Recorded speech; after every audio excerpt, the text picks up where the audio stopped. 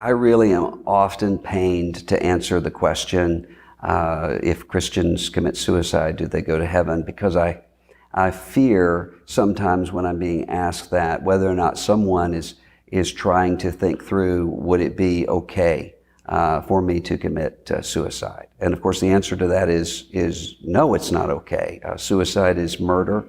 Suicide is the attacking of the image of God. And suicide is horrible. Not only a sin, but also a sin that leaves wreckage and devastation all over the place. And so if you're someone who's asking that because you're contemplating suicide, I would just plead with you to talk to people in your life and get help, because life is worth living.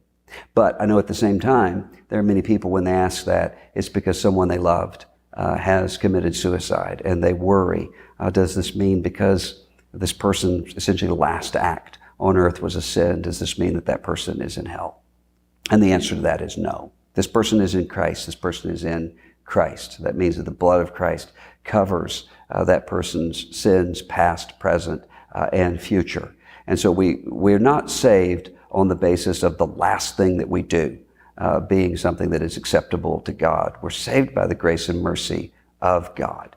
And that's also something that's especially important when we're thinking of issues of suicide, where often, almost always, those who are committing suicide are in a place of deep, deep anguish and distress, various sorts of mental illness or mental plagues or sense of hopelessness that's coming upon them.